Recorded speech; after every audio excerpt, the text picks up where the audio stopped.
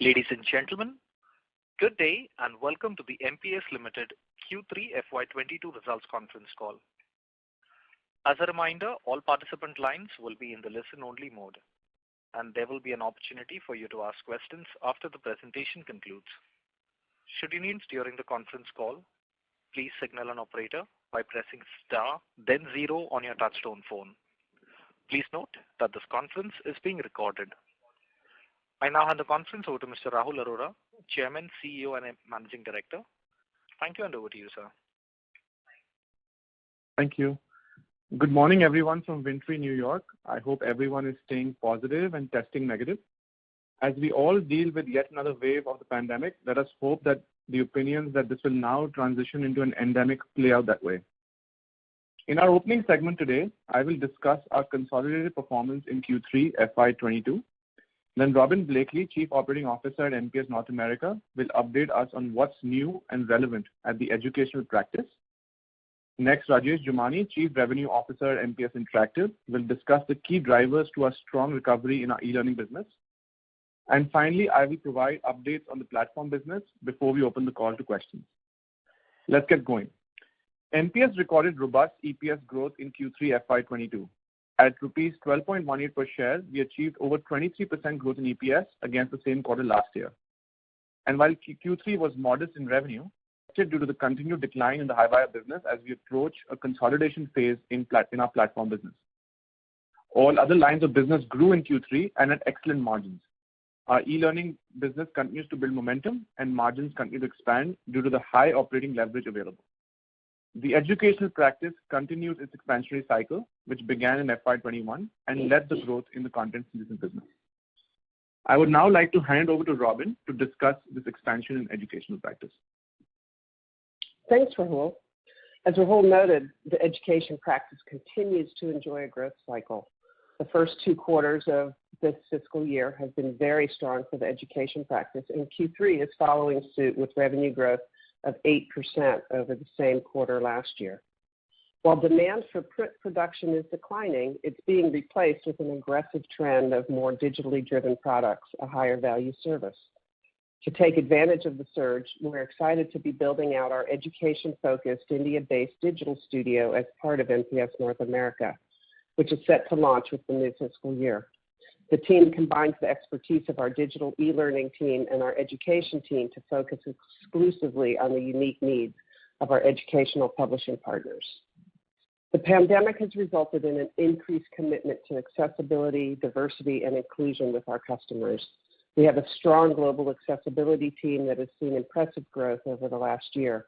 Additionally, our staff is undergoing diversity and inclusion certification and training by certified trainers. We continue to gain momentum with key K-12 customers with significant opportunities on the horizon with upcoming state adoptions. And we're seeing record growth for our higher education content development team. That growth is occurring in both our standard broad offering of subject matter expertise and a concentrated demand for allied health and nursing content, which has resulted in the addition of an allied health and nursing specialist to our team who brings an extensive network of subject matter experts and client relationships.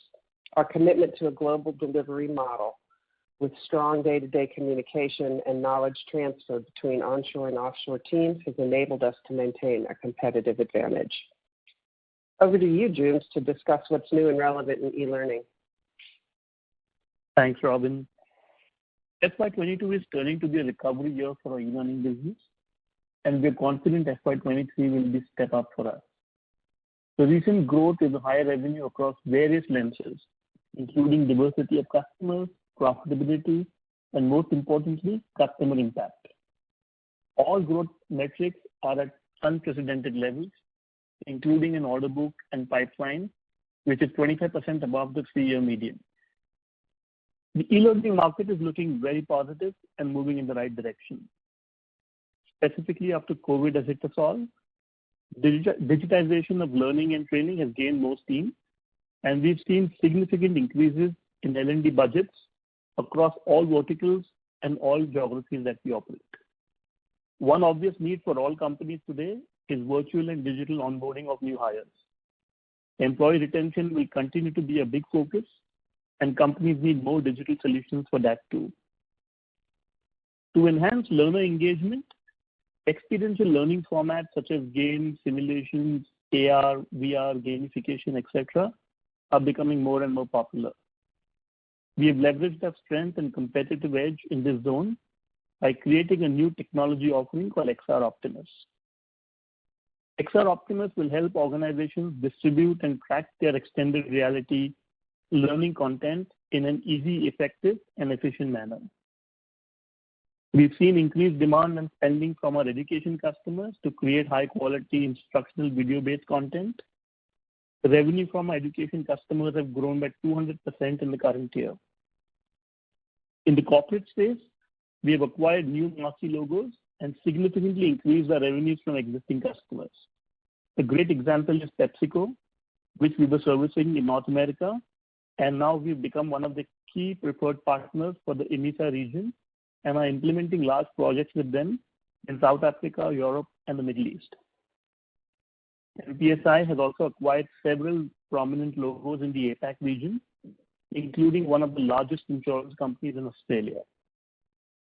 With reduced classroom interventions, leadership training has taken a setback, and our business simulation product, Topsim, helps bridge that gap to increase and create a pipeline of leaders in organizations by enabling simulated business environments and help learning by doing.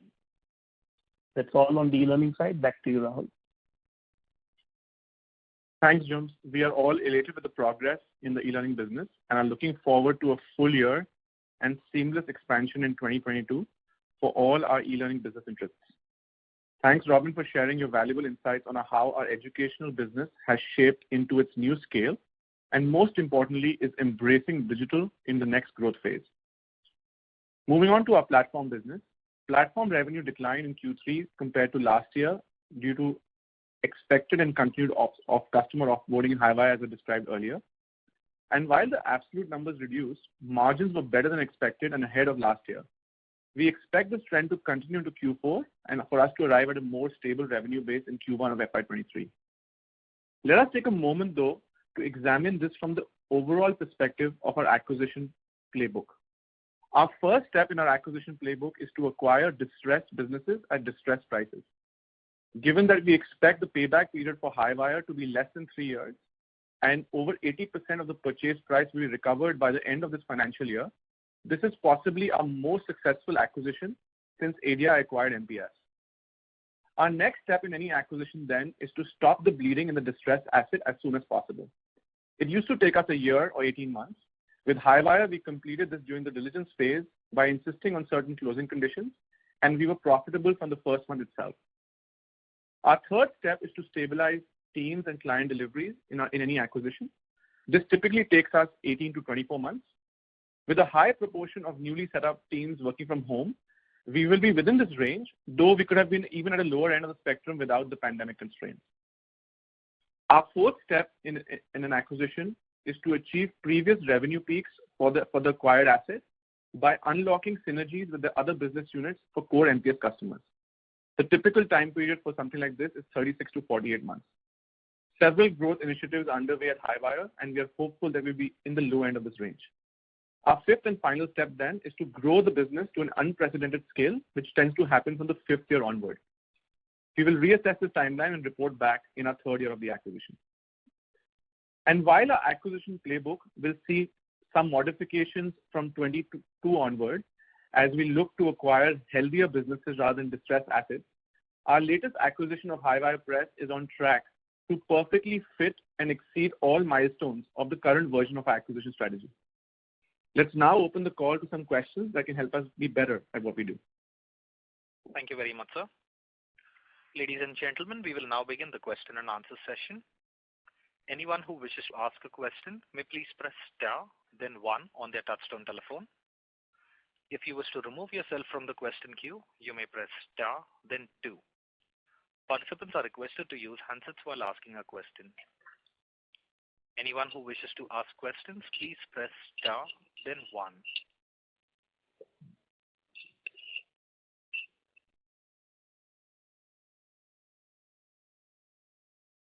The first question is from the line of Rishitosh Garg, an investor. Please go ahead.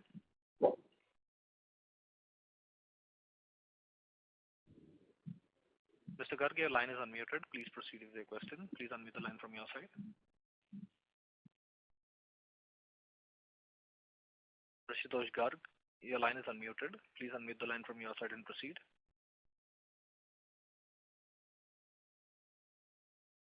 As there's no response, we take the next question from the line of Abhishek Jain from Arihant Capital. Please go ahead.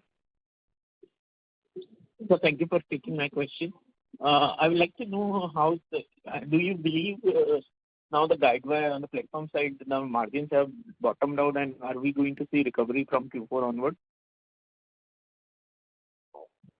Could you repeat your question? It didn't come across very clearly. So on the platform business, what exactly your outlook is there?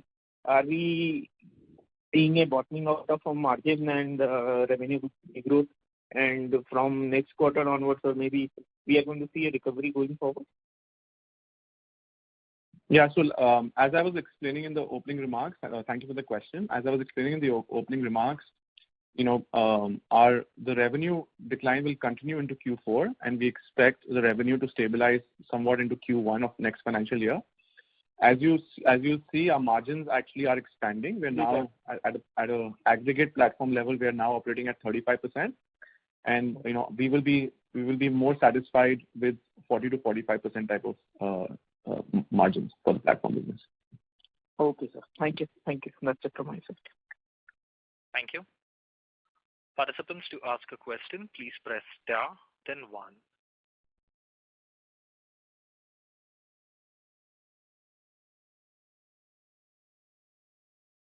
Participants who would like to ask questions, please press 1.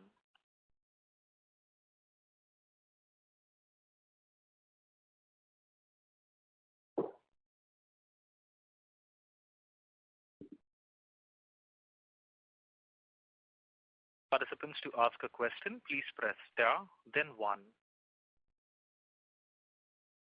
Take the question from the line of Abhishek Jain from Arihant Capital. Please go ahead.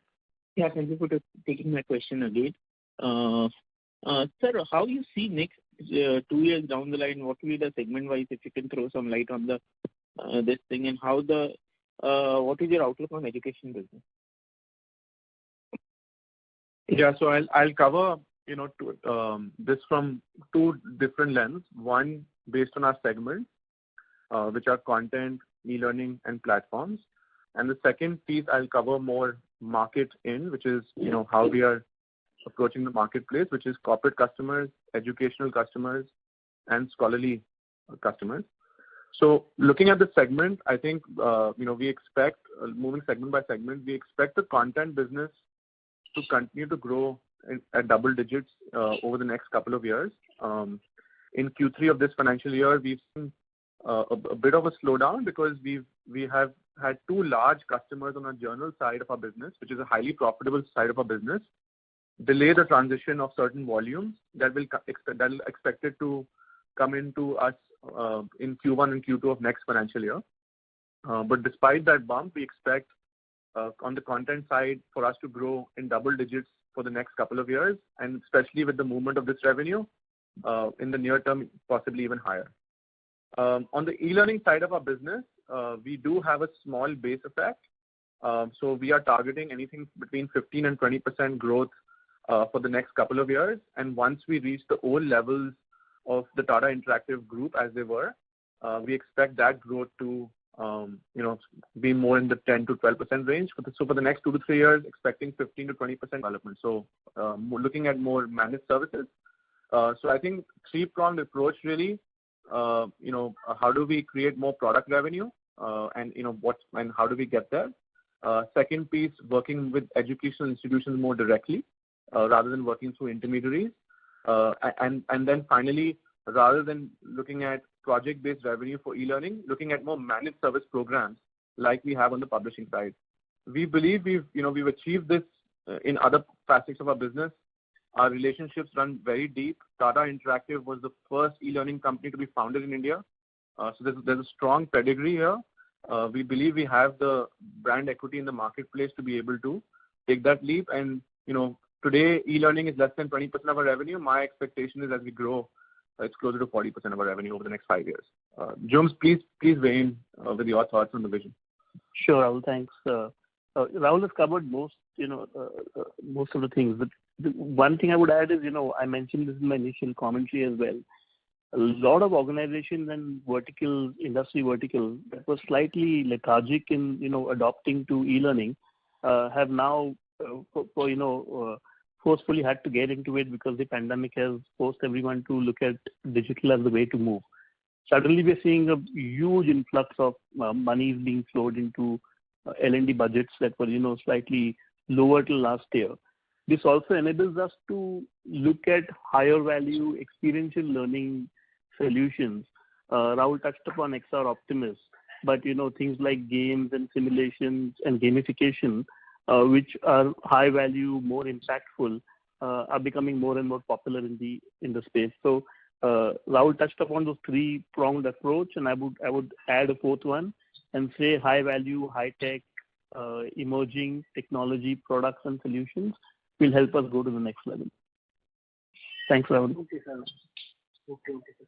And one more question with you. This is this e-learning business. That whether we are planning to do something like royalty business for that e-learning. That you said something about that you are looking for some IT businesses to acquire. So, what is that thing? I would like to know about that. No, could you? So, is the question on royalties, or I'm sorry, I didn't quite catch your full question. When my earlier speaker asked about the acquisitions and on the season, because we have a good cash in hand in our books at around 271 crore. Yeah. After giving 85 crore for the buyback, also we will have handsome cash in our balance sheet. So.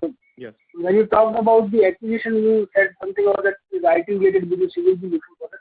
So I would like to know something more about that thing, that what you are looking for in that particular thing related to the learning or. Got it. So I'll explain where this is coming from, and then I'll quickly touch upon the acquisition playbook really quick. So again, we're looking to acquire businesses in excess of $20 million in revenue. So that's a big change. We're looking at, the e-learning business segment as a strong segment within that, as well as looking at the platform segment. So those are sort of the sub-segments within which we are looking at acquisitions. Additionally, we're looking at two new verticals. One is marketing communications, which is a spin-off from our e-learning business. And the other is IT services, which is a spin-off from the platform business. Now, the reason we're looking at IT services specifically is because we are seeing a surge in demand from some of our existing customers as they deal with the Great Resignation and also issues with technical talent, for them to outsource activities related to IT services from their businesses. So currently we service over 500 customers, and we are seeing an increase in such trend. We believe that we should not mix this up with our platform business, because the product-based business is structured in a certain way and works in a certain way. So to address this need, we are currently exploring the possibility of setting up a new IT services business that can service this problem that our customers are facing. So we believe it is a significant problem. We believe it will continue to exist. And given the diversity in footprint that we have are operating across 7 cities in India, 3 in Europe, 5 in the US. We believe that we can take advantage of that diversity and then possibly set up this new vertical. But in order for this to be meaningful, we will probably address this as a starting point through an acquisition rather than just trying to set it up slowly and organically. Okay, sir, that really helps. And could you please say something about the timeline that you are looking for, that okay, within this time we need to close the acquisitions or something? So I think timelines, of course, have to be work across us and the potential seller. It has to be matching of both minds. So from our perspective, we are active. We have a very efficient corporate development team. We have more than a dozen conversations that are in progress right now. And the run rate that we've had used to be about one acquisition a year, and we'd like to sustain that run rate. Our last acquisition was in 2020, which was of Highwire Press. The one before that was Tata Interactive, which was 2018. So we would be very interested in getting something done in 2022, just given the fact that we are behind our run rate of one acquisition a year. Okay. That's it from my side. Thank you very much. Thank you. Thank you. The next question is from the line of Rishikesh Kale, an investor. Please go ahead. Yeah. Earlier, like 4 or 5 years back, before we started the acquisition process, our operating margins had touched up to 35%. Since you have mentioned a lot of operating leverage, and right now it's around 29%, do you think that we would someday in the near future touch that 35% benchmark of operating margins? Absolutely, and I think that's really, we've been moving steadily towards that goal. What's typically held us back is some one business unit or some one business line has faltered, and then suddenly we are not able to achieve that goal. But now that all 3 lines of business, content, e-platforms are moving in harmony in terms of operating margin, we are hopeful that either in FY23 or latest by FY24 we're able to achieve that goal again. Okay, sure. So we could look at around 12% growth rate for next year with near 35% approaching operating margins. Yeah. So what I would suggest is, content would be somewhere around 10 to 12. E-learning would be around 15 to 20. But for FY23 platform, it's probably going to be flattish because we're trying to revive the Highwire business. And then from FY24 onward, you can expect Highwire also to be between 10 and 15. Okay. Got it. Thank you. Participants who would like to ask questions, please press star, then 1. The next question is from the line of Naveen Bothra from Shubh Labh Research. Please go ahead. Yeah. Good evening. The question is regarding in the earlier couple of calls you talked about non-strategic properties monetization. A couple of properties you talked about. Sir, I'm sorry to interrupt. Your voice is breaking. Hello. So may we request you to come in the coverage area, please? Hello. Yeah, I think the question was on non-strategic properties. Could you just complete your question and I can answer? Yes, non-strategic properties monetization. If you can throw some more light on. Sure. So we do have, MPS does own real estate in Bangalore. We have a property on Brigade Road. We also have, excess square footage available with us on Residency Road in Bangalore. We are in the market for, monetizing those properties. So any leads are most welcome. So, we do not have any active interest in those properties as we speak, but, we are working with some professional services firms to help us out. In addition to that, so that's properties that we own.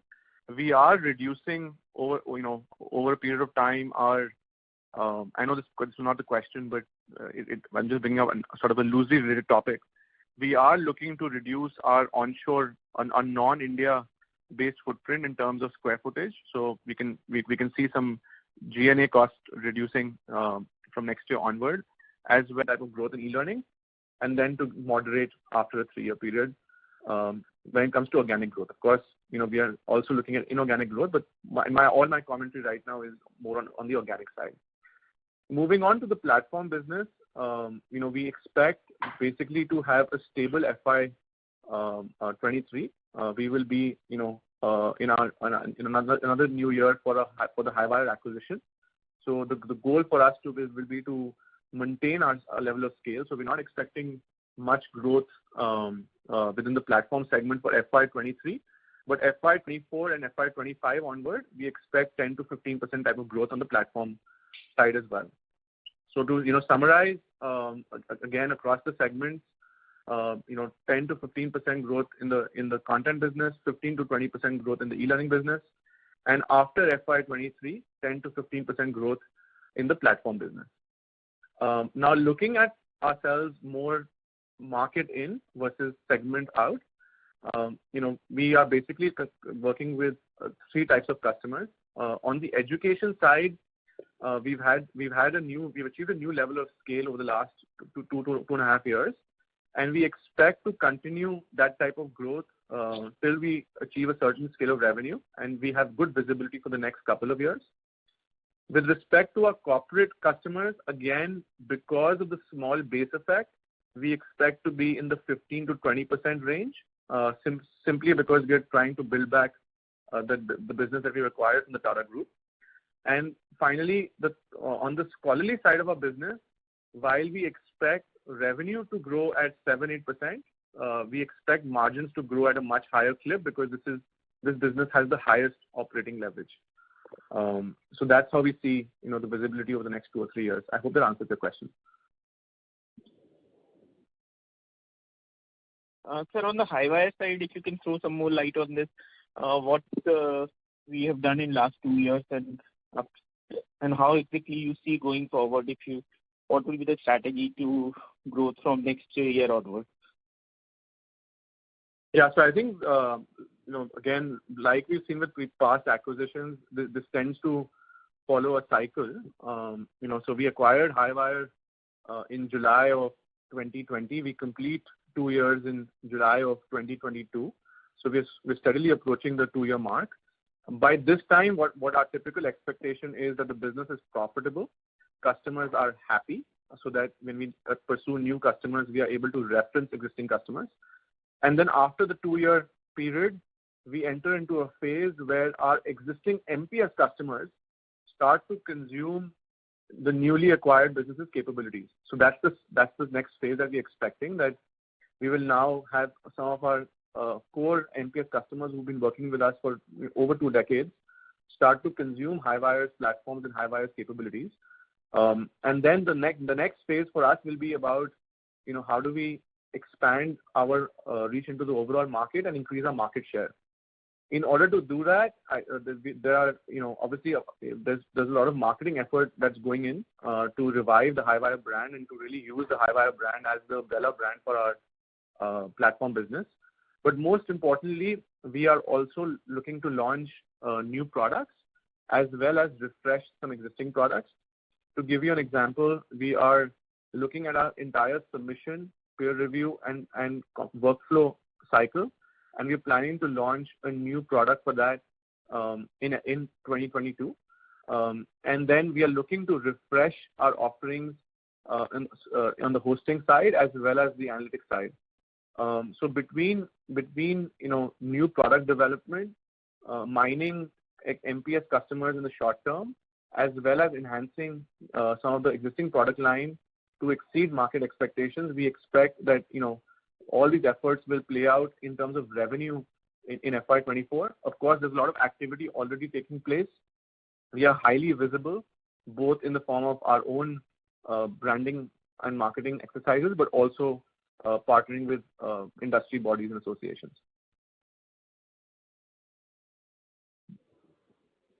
Sir, if you can throw some light on, because as per our discussion earlier on you have earlier said you were looking for an acquisition in range of $10 million to $15 million.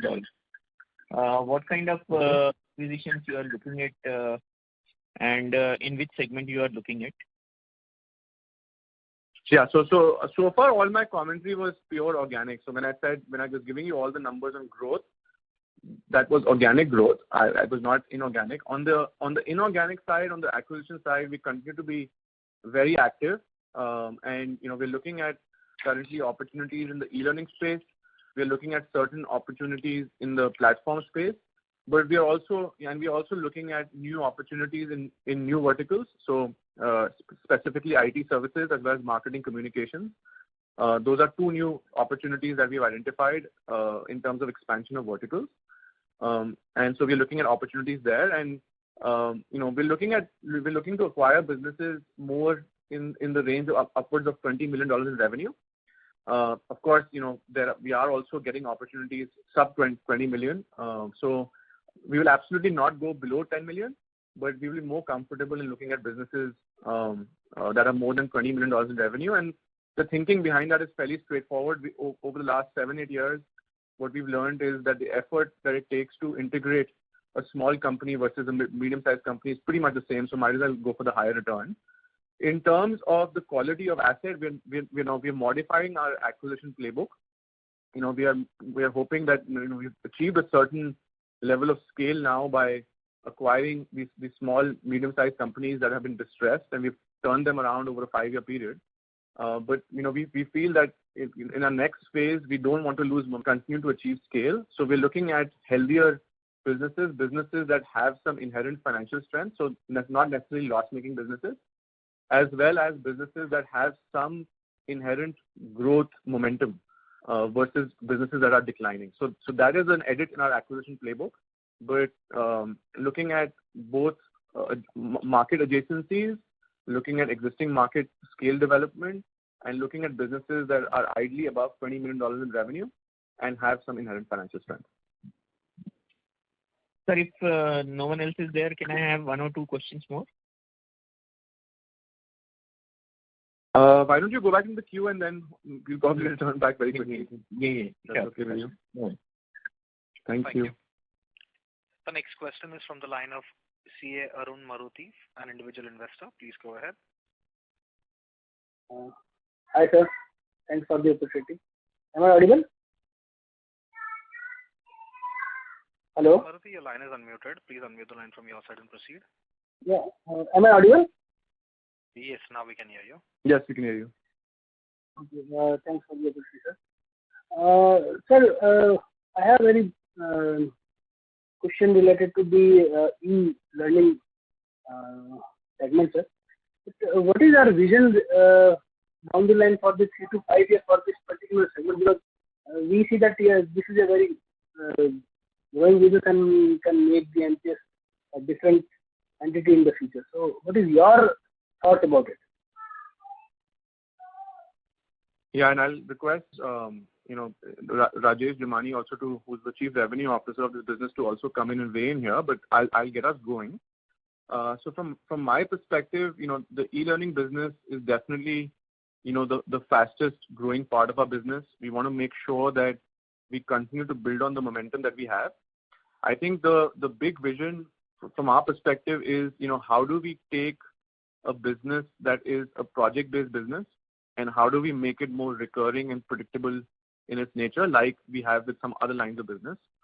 So one key trend for us is going to be, instead of just looking at project-based and services-based, how do we introduce products into our e-learning portfolio?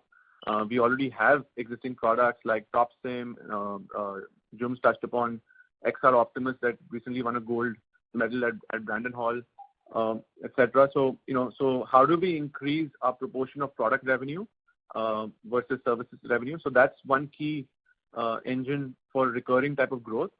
The second piece for us is on the education side. How do we start, working with educational institutions more directly in helping them create, online learning programs versus having to go through an intermediary? That has been a tremendous focus point for us over the last couple of years, and we've seen some significant progress over the last 6 months with some of the new revenue coming from educational customers. And thirdly, when we look at our corporate customer base, rather than working with them on piecemeal projects, how do we take over their entire outsourcing on learning and development, as we're reducing our rented square footage footprint in FY23 as well. So we do not expect post-pandemic 100% of our employees to come back into offices. We expect a much lesser ratio, possibly 70%. And of course, these are average numbers. In some cities, they may be more exaggerated. Cities like Mumbai, for example, where things are more congested and the commute times are much greater. So on the non-strategic properties in Bangalore, looking to divest, any leads are welcome. And on the rented square footage, we are looking to drastically reduce whatever we do have over the next couple of years, starting FY23. Okay. Thank you. And another question about the capital allocation policy. Overall, even after the buyback, we will be having healthy cash flows, and this year and next year we will be generating quite good cash also. So, doing the inorganic acquisition, payback shareholders like buyback or dividend, how would you go about say 50 or whatever ratios in mind, and take the ROEs and all these things calculation. So if you can throw more light on the capital allocation policy, because whenever we interact with the evaluation, all these things, other than buyback, if you can throw more light on the dividend side. Yeah, so I think if you observe the last 3 years, we've had a fairly generous redistribution policy. You know, we had a big dividend in our 50th year, which was marking our 50th year anniversary. After that, we had a buyback that was oversubscribed by 5 times, and we are now in our second buyback. So I think from the way we look at this is, from an inorganic perspective, I already laid out the parameters. We're looking at businesses upwards of $20 million in revenue. We are no longer looking at declining or distressed businesses, so they will require a certain amount of capital. So our first sort of variable that we look at is, how do we reinvest in the business and how do we grow the business? And then once we've concluded that, we then, as a board will assess what is the amount that we want to distribute. We have a strong track record that speaks for itself. We expect to maintain that track record, and whatever excess cash available in the business is going to be redistributed. Now, dividend versus buyback, that's something that will be discussed at the board level at an appropriate time and venue. But really, we're looking to basically redistribute profits in the most efficient way possible for our shareholders. Okay. Taking on from here onwards, you want to set up an IT services division through an most probably. So that will require quite a good sum of. So are we taking some also for this type of acquisition, because IT services business will be quite high these days? What is your thought about the on money versus some debt raising for acquisitions come in the IT services setup, which you want to set up? Yeah. So like I said, we're looking at three types of acquisitions. Acquisitions in the existing business, e-learning and platforms, acquisition in marketing communications, and acquisition in the IT services. It all depends on what lines up most efficiently, and depending on where we see the highest amount of growth possible, we will approach that particular path. And from an investment standpoint, we believe that the business has sufficient cash for us to deploy. In terms of any land, really, IT services is very capital light. We are looking to approach it through, like I said, inorganic routes for an acquisition, not necessarily setting up facilities. So yeah, we don't expect any additional capital raising requirement at this point in time. Of course, if a meaty acquisition presents itself, we're open to looking at options. We have a very strong balance sheet. Okay. Thank you very much. Thank you. Quite nice. Thank you. Thank you. The next question is from the line of Sachit Motwani from Param Capital. Please go ahead. Yeah, hi. Am I audible? Yes, Sachin. Hi, how are you? Yeah, hi. I'm doing good, Rahul. So, Rahul, first question is, what has changed in terms of platform business? Because I think till about last quarter, we were like 2 quarters back, we were like platform business should stabilize by this year end itself, financial year 22, and then FY23 should be a growth year. So anything in particular that has happened, particularly in the Highwire business? So if you can elaborate on that. I believe Highwire, when you acquired, it was somewhere around $14-15 million revenue. So at what level do you think it will bottom out? Third question is on the e-learning front. You mentioned that the order book of your e-learning business is 25% more than the 3-year median order book. So can you throw some qualitative color on that order book? What kind of deals, what kind of deal sizes typically are there? Yeah, these would be my. So Sachin, I'll answer the first two questions, and then again I'll bring Jones, who's the Chief Revenue Officer of our e-learning business, to answer more on the the qualitative aspects of where is our order book and how is our order book suddenly growing on the e-learning side. So on the platform business, nothing has changed. I think what has happened is we acquired a business that had a run rate of 16 million. And within the first 6 months, that business has contracted to a run rate of 11 million, and I'm talking more annualized revenue. And of course, our first step is to make sure that the 11 million that we do have is stable, and the next step would be to grow the 11 million back to the 16 million. So basically, that's what we're dealing with here, and all the customers that had to exit have informed us, but typically it takes 12 to 18 months for a customer to exit, and that's what's playing out here, that with every quarter customers are offboarding, and we expect that all the offboarding to be complete by the end of next quarter. And then when we project that out for next year, we're not seeing a recovery and some growth entirely, and because of that, because the base has customers that have left. So the guidance is more specifically for FY23, which is flattish. In my view, will be an achievement, given that we've lost so much revenue. Okay, understood. And so 11 is the minimum base, right? Yeah, 11. Yeah, again, I'm being very conservative in my estimation of the 11. Yeah. Understood. Yeah. Yeah. The other question on the e-learning bit. Yeah, over to you, Jum. Thank you, Rahul.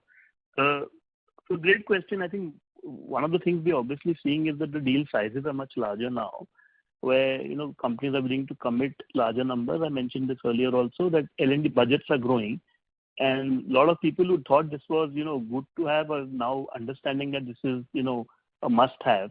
So the deal sizes are growing. What we're also seeing is from a project-based business, this is getting into a lot of customers are moving into annuity contracts with us, where they're willing to commit much larger numbers, defining rate cards at the beginning of the year and showing us volumes for the entire year, which obviously is becoming, larger deals for us again in the corporate space.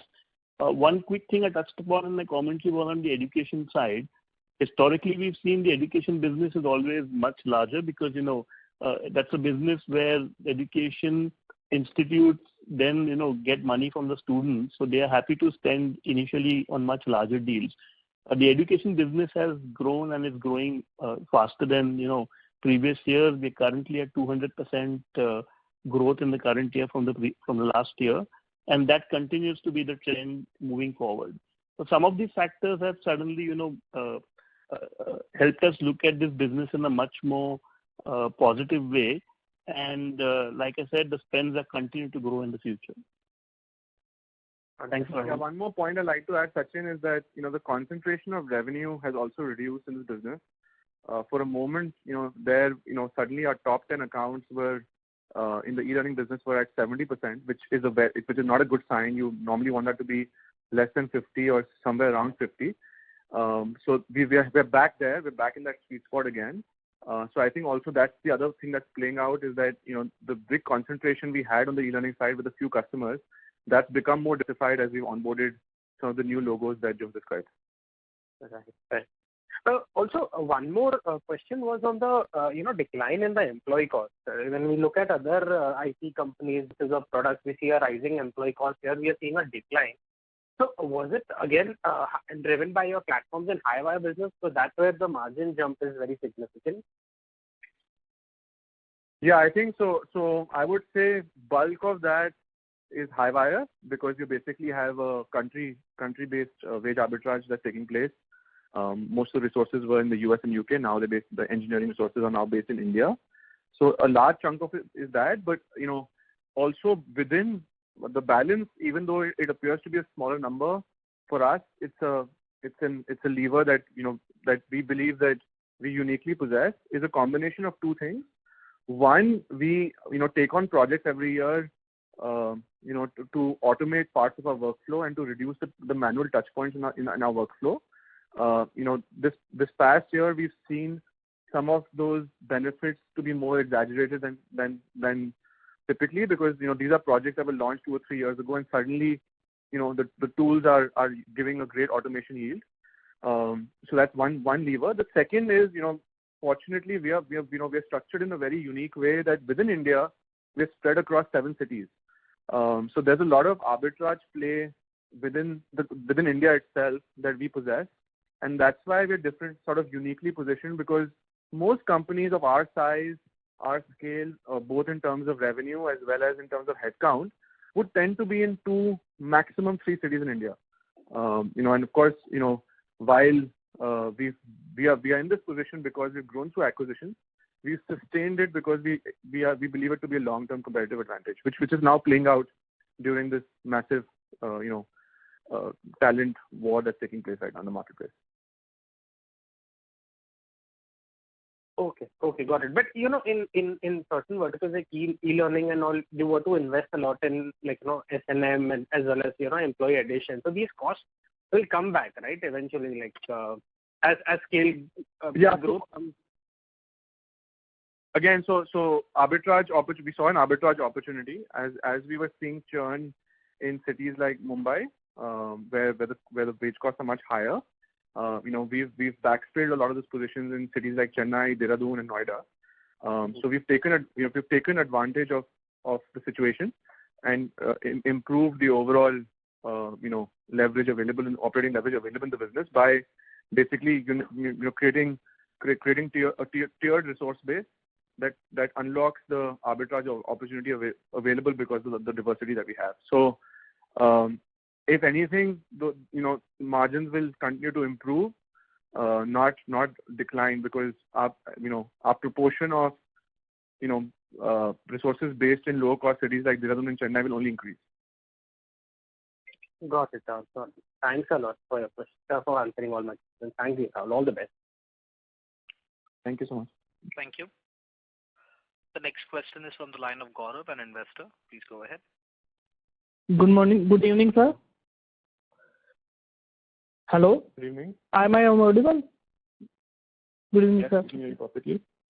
Sir, my question is regarding a client iteration. If I see your presentation, there is no client addition. Is it more of a high wire effect or what it is?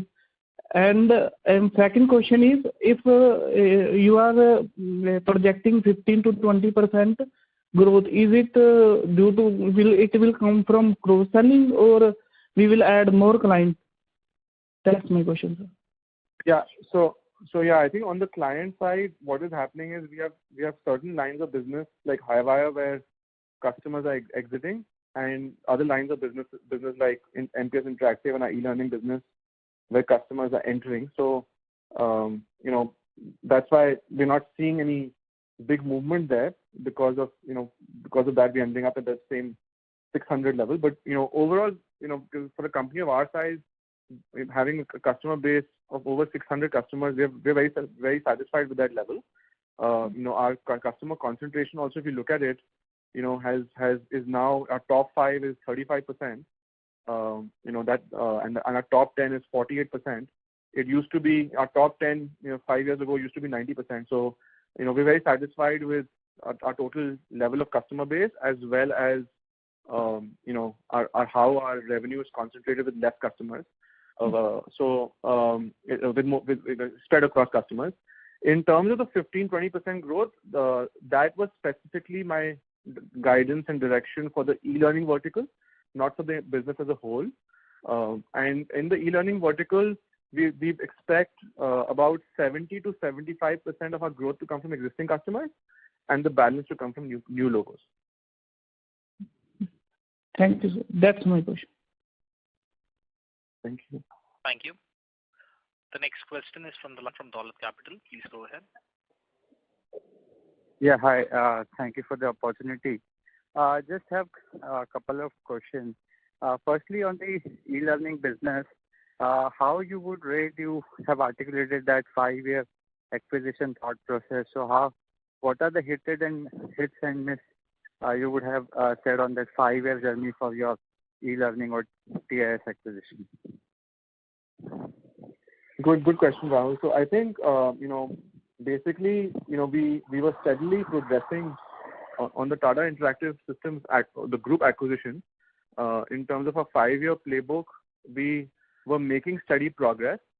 But, in March 2020, we hit a big roadblock, which was, unlike a lot of our competitors, our e-learning business actually started to decline at 20-30%.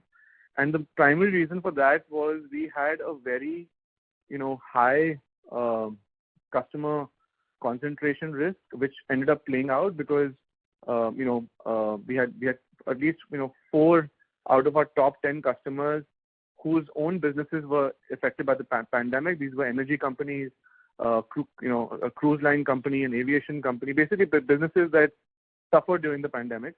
And because they were suffering as businesses, we ended up suffering as well. Even though we were adding new customers, the loss of customers was so significant, the loss of business with these customers was so significant, it took us, all of 2020 to really recover that. So the way I look at it, I think the 2020, 2021, the FY21 really was an aberration. But on a 5-year basis, we are back on track. And FY22, which is the current financial year, is a recovery year where we will see an expansion of margins as well as reasonable revenue growth. And then next year, we will start to see significant revenue expansion and margin expansion.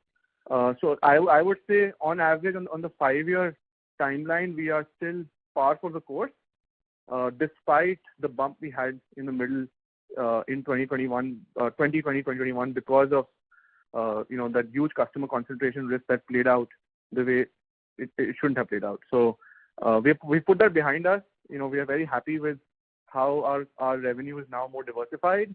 We're seeing new customers come in. And also we are seeing some of those businesses that we were working with for 20-30 years, their businesses are also bouncing back. And we actually, in the run rate that you're seeing, there's not much revenue from those customers. So we're hopeful that next financial year, some of those customers will also start to wake up. Okay. So, secondly, from the IT services kind of an acquisition target. So my question is, of course, it's a related business. It's more like an agency. But if you want to step into a new area, why you would like to go into a business which on a very sustainable basis cannot deliver more than 10-12% growth? Forget about this 1 or 2 years kind of an optimism that most of us have. Why not getting into a more new age area if you want to step into a new territory completely? Any thoughts on that? So Rahul, I'm not thinking of this as a new territory. And the reason for that is there is an active, one of the things that we are very proud about is that we, approach our customers and we solve, all our acquisitions have also been problems that we've solved for our customers. So our 3 US-based acquisitions that we did between 2013 and 15, we were actively solving for a customer problem, which was that they wanted to work with global suppliers that have US operations and India operations. What we are seeing with our current base of 600 customers, we are seeing that they are facing a problem that is not that the CTOs of their companies do not believe is going to go away. It's going to be a perennial problem for them. They want to work with partners that they can trust and have relationships built with them. Some of our relationships go back 3 decades. So it's really about working backward from a customer problem, and which has been defined to us as a significant problem, and less about trying to create a new market. It's more about trying to create a new capability that can service our existing customer base and our existing customer problem. Having said that, this is only one of the avenues of growth that we're exploring. And, one of the other strategic areas that we're looking at as I was describing to the gentleman earlier who asked this question, was how can we get into some higher value opportunities such as marketing. Through our e-learning business, we are supporting some of the world's largest FMCG companies as well as some of the world's largest conglomerates in their sales training as well as in their marketing communications already. So we have a very good starting point. Looking at, Jones was talking about expanding learning and development budgets. Marketing budgets are, of course, a multiple of that. So we are also, looking at adjacent opportunities that are higher value in nature. My comment on IT services was just about solving a customer problem that is being presented to us by our customer base of 600 customers. Okay, that's helpful. And finally, on the content side, I mean, I appreciate your optimism, but given the past, what gives you that significant comfort that you could guide us for 10 to 15% kind of a growth on a sustainable basis in that business? What is driving that confidence? So I can. That's a good question. I can definitely answer that. What we're seeing is, the last 2 years, whatever growth we've seen in our content business has pretty much come from the educational customer base. So if our content business has, 3 types of customers: educational publishers, that's K-12 and higher ed. We have academic and STM publishers, and we have, professional publishers as well. So those are 3 types of customers that we have in publishing. Any growth that we've seen in the past 2 years has come from the educational business line. The academic and STM business line has not grown. In some cases, has in fact declined from the professional side. We expect the educational line of our business to continue to grow. As Robin was discussing in the opening remarks, a lot of that is going to be digital based, which is also a higher margin play. So we expect that momentum to continue. What is giving us confidence is, two things. One, on the journal side of our business, which is academic and STM, we have one existing customer, which is one of the world's largest STM publishers, that has confirmed a significant expansion with us over the next 2 years. So we're expecting that expansion to play out. And that is a European-based STM publisher. We also have another existing customer that is a US-based academic publisher that has also confirmed to us a significant expansion plan over the next 12 to 18 months. And these are not, in the journals business, you can in fact predict volume, to a 95% confidence interval, unlike educational e-learning businesses where you have to build up the order book every quarter. So based on the visibility that these customers have shared, we are getting the confidence, and these are large volumes, large contracts. And another reason, of course, is we are also seeing a lot of content conversion as well as accessibility solutions requests from the high-wire customer base, which is again more academic and STM. So really what's giving us the confidence is, one third of, about 40% of our content business was growing, rest was not growing. And despite that, we've been growing at 10, 11%. And now that all 3 lines are beginning to roll, we believe that, that will only lead to a compounded effect. And that's why that's giving us confidence. Okay. So it's backed by orders. So that's the color I want. Thank you so much. And best of luck. Sure. Thank you. Thank you. Ladies and gentlemen, that was the last question. I now hand the conference over to Mr. Rahul Arora for closing comments. Thank you, everyone, for all your wonderful questions. This always gives us, as a senior management team, the opportunity to introspect and also to get feedback on how we're doing. So again, a warm thank you to everybody for all your thoughtful questions, and look forward to participating in these calls going forward as well. And again, hope everyone is staying positive and staying healthy and testing negative. Hopefully this last wave is the last wave, and we can get back to a normal life later in the year. Thank you so much. Thank you very much, sir. Ladies and gentlemen, on behalf of MPS Limited, that concludes this conference. We thank you all for joining us, and you may now disconnect your lines.